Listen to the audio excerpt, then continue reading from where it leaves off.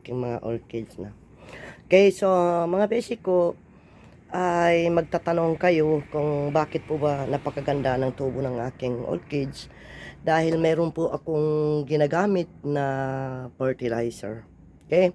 So, yun po yung ginagamit ko na rin sa kanyang pampunas ng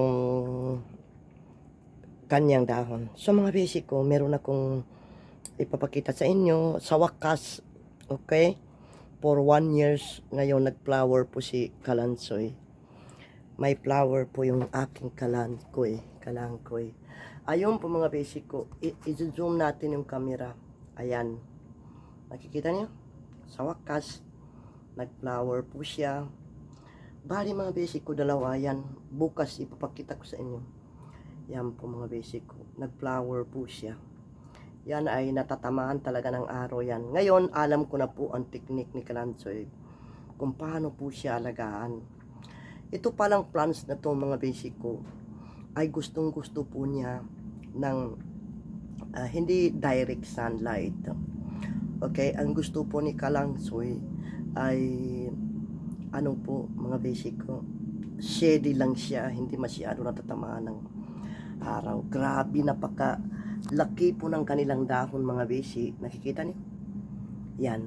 So ngayon, paparamihin natin yan mga basic ko dahil grabe napakaganda po pala ng flowers niyan mga basic ko. Yan. Okay? So, kaya pala medyo may kamahalan lang yan mga basic. Okay, so yan. Yan po yung sa wakas nag-flower po siya. Okay? Dati kasi nagpa-flower din yan pero wala pa itong screen dito, hindi pa ito nalalagyanan ng screen mga besi, wala pa itong screen.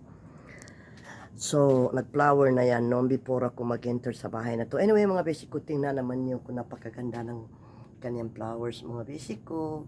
Yan, isa na lang po yung natuluya flowers, baka magbubukas din yung isa. Ngayon kung magbubukas yung mga besi ko dito, ito dito magbubukas yan, makikita natin. Okay, pula po yan mga basic, pula yan, ingatan natin yan dahil pula. So ngayon ipapakita ko sa inyo, ayan po yung aking Grammatophyllum. Grabe napakaganda ng tubo niya. So anyway, pinatay ko muna yung aking electric fan. Tulad ng sinabi ko naman mga basic ko dyan sa aking video na inalaga, nagdidilig lang ako ng aking halaman kapag ano po mga basic, every Saturday na lang. So nakikita niyo mga basic ko itong bagong collection ko na ito po yung aking bagong collection na African Violet po mga basic. Okay, so nakikita niyo.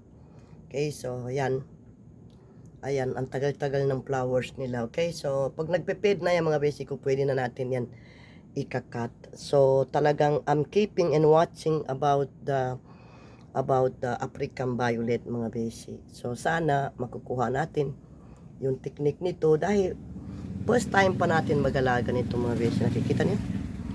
So ito po yung ginagamit ko na brush, pambrush sa kanila. Brush po mga basic. Okay? So yan. So pinalitan ko po sila ng pot mga basic. Bali ginamit kong pot sa kanila ay ito, clay pot po mga basic, para malamig. Okay, malamig po siya. So yan po mga basic ko. Okay, so sa umaga kasi dyan po patak yung araw mga basic ko. Sana po magbigay na siya ng bulaklak si Mukara. Okay, dahil pag nakikita nyo yung kanyang pag ganyan itsura niya mga basic ko, yan po yung dapat natin bigyan ng tubig pag ganyan na puti na. Yan po yung puti na po yung kanyang kailangan niya ng tubig mga basic. Okay, so nagdidilig kasi ako sa Sabado ng gabi mga basic ko. Bakit po ba? Kasi pag sa umaga doon po tumatama yung tubig. Alam mo naman yung kapitbahay natin, ayaw nila na matutubigan yung kanilang dyan, yung kanyang lugar dyan. May pagkasuplada po yung lalaki. So anyway mga basic ko, ito po mga basic ko. Tapos ipapakita ko rin sa inyo mga basic ko yung aking ginagamit na na fertilizer mga basic ko. Itong fertilizer na to ay para sa calcium yan mga basic ko. Okay? Pag nakikita nyo, itong aking money plants, which I cut from there, dito ko kinat. Okay, bali, transfer ko lang sa maliit. Tapos, ito po yung ginagamit ko sa orchids at saka hindi orchids mga basic ko. Nakikita nyo? Grabe, napakaganda ng tubo nila mga basic. Bali, yung mga ibang halaman ko, dito po nakalagay yan mga basic. Dito banda. Okay? So, dito. Ito po yung tinatawag na low light mga basic ko. Yung mga low light po mga basic ko, pwede natin ilagay. Tingnan nyo yung aking, alocasia dito ko linagay. Problem. I think so. That cat playing mga basic. Ito, hindi pwede ito sa pusa o di kaya sa aso. Okay mga basic ko. So, dyan natin linagay. So, yung mga low light mga basic ko dito nakalagay banda. Okay? So, yan po yung money plants. Ito ko nakalagay. Ito po yung sinasabi ko sa inyo dati na umabot po ng 7,000 yan yung pandemya. 7,000 po ito mga basic ko noong pandemya time. Kaya umabot po ng 7,000 yan. Tapos mga basic ko, andoon naman yung isa na susunog siya. Sunog siya ng araw. Kasi dito banda naaarawan din yan mga basic ko. Okay, naaarawan yan. And then, ayan, napakaganda ng kanyang flowers. Yan. Okay, so, yan pa lang po yung nagbuka. Pero yung iba, hindi pa po nagbukas yung iba, mga basic. Medyo, wala kasi talagang araw dito, mga basic ko. Nagtataka kayo, bakit every once a week lang ako nagdidilig. Ngayon, ang ginagawa ko, mga basic ko, di ba every once a week ako nagdidilig, mga basic ko, kakapain ko muna yan. Okay, kapain ko muna yung mga bark nila, lalong-lalo na sa mga na yan, gamit na niyog mga basic. Pag niyog ang gamit natin, kinapa ko muna yan, kakapain ko muna.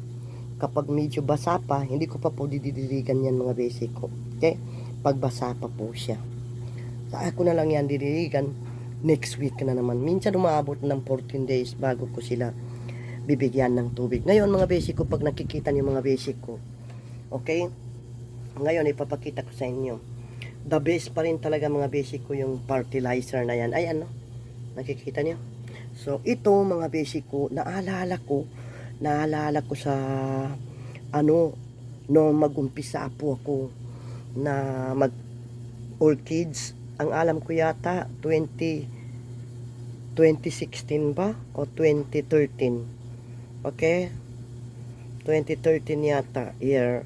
So, hindi ko talaga maalala. Basta, maalala ko talaga mga basic ko. Nung mag-umpisa po ako ng orchids, ito po yung gamit ko na fertilizer mga basic ko. Yan po yung gamit ko na fertilizer. Nung mag-umpisa po ako mag-orchids. Tapos, grabe, sabay-sabay po yung kanilang flowers mga basic ko. Kasi po yan pala, yung na to. Ngayon ko lang naalala mga basic ko na nasa City Lana ko mga basic ko. Ito po yung gamit ko mga basic ko na fertilizer ng orchid. Ngayon, ang ginagawa ko dyan, tutunawin ko lang yan mga basic. Tutunawin ko po mga basic ko. Okay? Isang kutsara po ilalagay ko, tapos isang timba. Isang timba po. Lagyan ko po ng isang kutsara, tapos hahaluin ko pa po nung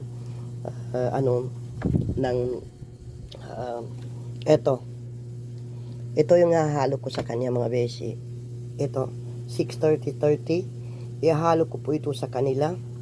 Okay, so hahaluan ko nito, and then pagkatapos po mga besi ko ay yun, dami-dami po mga flowers mga besi. Grabe kadami ng flowers nandyan. Nandyan po sa aking video, dami mga flowers yung mga basic ko kasi yun po yung gamit ko. So nakikita nyo yan, every once a week kulang yan dinidiligan mga basic ko. At tulad ng sinabi ko mga basic ko, huwag kayong mag-alala na kahit po matatanggal yung dahon ng dahon po ng mga dendro ay mabubuhay yan mga basic. Okay, yun yung alalahanin, yung mabubuhay po yan, huwag kayo makalala. So mamumulaklak yan, bibigyan kayo ng bulaklak yan. Okay, so iyan. At ito po, bakit linagyan ko yan, dahil nga minsan hindi na ako pumupunta dito kasi sobrang init. Minsan mainit dito kapag nakabukas itong aircon ko dito. Mainit talaga dito mga basic ko kasi gumagana po yung aircon ko ng 24 hours. Wala na pong patayan yan. So sobrang init dito mga basic ko. Okay, so ayan, napakaganda ng tubo nila mga basic ko. Grabe oh, tingnan mo, green na green, parang yung ano ba, pag nakikita mo yung mga orchids mo na green yung mga plants nila, mga leaves nila, parang tuwan-tuwa ako talaga mga basic. Okay, doon mo malalaman yung kamay mo na talagang maswerte, lalong-lalo na yung bulaklak niya. Ayan, ganyan yung bulaklak na healthy. Ayan, nakikita mo, yan yung mini dendrobium kung tawagin mga basic. Ganyan po kaliit ang kanilang bulaklak. Yan yung mini dendrobium na orchids. Kasing liit ng kuto yung kanilang dahon. Ayan no, diyan mo malalaman kapag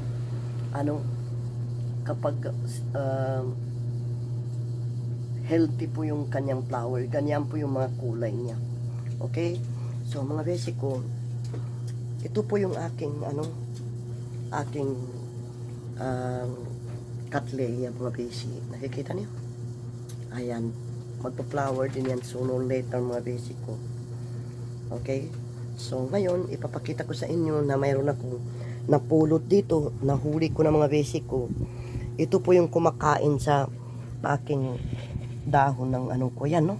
Ano ba yan? Ayan, oh, napulot ko po dyan. Okay, ito yung kumakain sa dahon ng orchids ko mga basic ko. Ayan, nagtataka kayo, green na green. First time ko makita yan mga basic. Okay, sa New Year. Ayan, ito nyo. Ngayon tatakpan ko yan para hindi magkalabas mga basic ko, kasi yan yung kumakain sa aking orchids. Ayan, nahuli ka na.